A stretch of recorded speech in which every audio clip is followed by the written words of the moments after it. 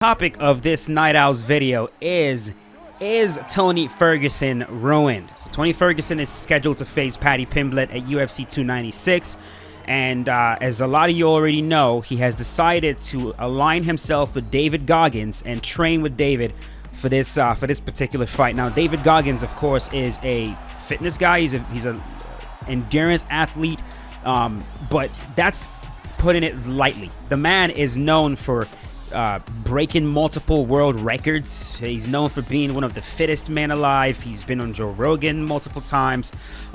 He's just a very, very tough, very mentally tough human being. And so he's aligned with Tony Ferguson. He's been training him. Apparently, he put Tony Ferguson through something called Hell Week. Apparently, Hell Week is something the U.S. Navy does. Right there on the article, it says that day one of Hell Week with Tony Ferguson consisted of 3+ hours of high-intensity tempo cardio, over 600 push-ups, tons of chest exercises, stair climber, assault bike, rowing, elliptical, and then repeat. David goes on to say that Tony is given everything he has and is officially back in the lab. And so the question, of course, is this all good for Tony Ferguson, considering he is a mixed martial arts fighter who is clearly past his prime, someone who has lost, I believe, 6 of his last matches. He has dropped losses to Justin Gaethje, Charles Oliveira, Beneil Dariush, Michael Chandler, Nate Diaz, Bobby Green, and in most of these losses, he got stopped. He was TKO'd by Justin Gaethje, he was front kick KO'd by Michael Chandler, he was submitted by Nate Diaz, and he was also submitted by Bobby Green. So going into a fight against Paddy Pimblett, I understand, for Tony, when the going gets tough, the tough gets going, desperate times calls for desperate measures, all these sayings. And Tony is someone who gravitates towards, doing things that are difficult, maybe unconventional. And so he probably, thought to himself, look, I've been losing, something's got to give. And maybe what is missing in my life right now is to align myself with somebody that is just absolutely extreme in every sense of the word.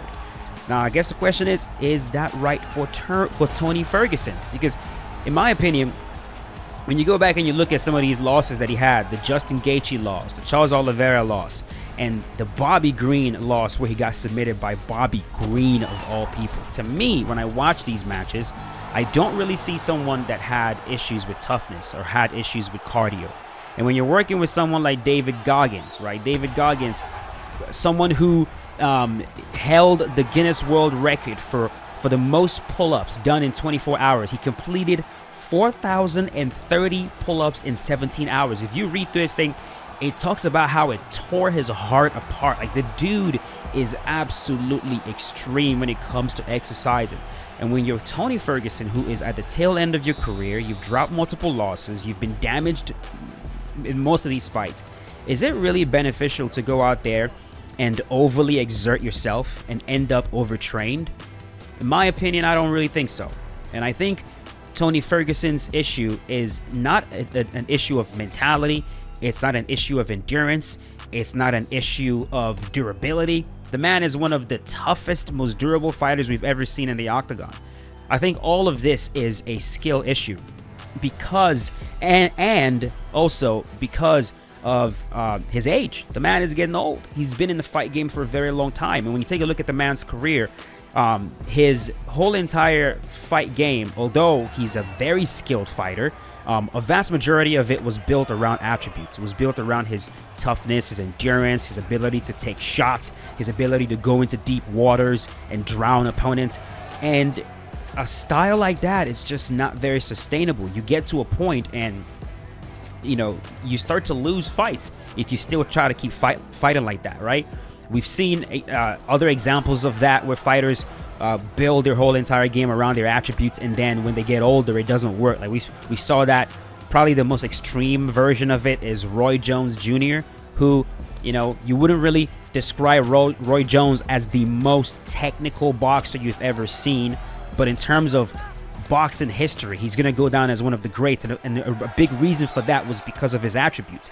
The man was really, really fast. He was a supreme athlete. A vast majority of his defense was all around his footwork, his ability to move, And then as Roy Jones got older and started to lose that movement, that speed, that reaction time, that snapness in his shots, you know, he started to get stopped, you know. And I think something very similar is happening to Tony Ferguson right now. As he's getting older and he's fighting some of these guys, a lot of holes in his game is being kind of exposed. And so training with David Goggins, I just don't see how that's going to help him. Like, David Goggins is not going to show Tony Ferguson how not to get taken down, or show him how to block punches, or show him how to defend a heel hook, or show him how to not get arm triangle from half guard. You know what I mean? Yeah, you know, it's gonna help him in terms of his endurance, in terms of his tenacity, his grit, but this is not something I think Tony Ferguson needs any additional help with. The man is already mentally tough. He's already all of those things. And so I wanted to open this up to you guys so you guys can kind of give me your thoughts on it. Like, what do you actually think about this? Like, if you were to give me your honest thoughts on it. Of course, I've given you guys my own thoughts. I don't think it's a good idea. I think Tony Ferguson's gonna show up to this next fight overtrained, and I'm not saying he's gonna lose to Paddy Pimblett. You know, I'm not saying that. But if there's any way, shape, or form he could lose to Paddy, this does not help him at all. Like, this is very good for Paddy Pimblett. An overtrained, exhausted Tony Ferguson who just spent a long time training with David Goggins, where he's puking and he can barely walk because of the. I think this is great for Paddy Pimblett, right? So let me know in the comment section how you guys think this is going to play out. Do you have hope for Tony Ferguson? Do you think this man can make a comeback, or do you think Tony Ferguson is just ruined at this point? Is the fighter we once knew ever coming back, or is he just done? Let me know in the comments what you guys think about that, and I will see you guys later with a brand new one. As always, stay safe, boys. Peace out. Have a good one.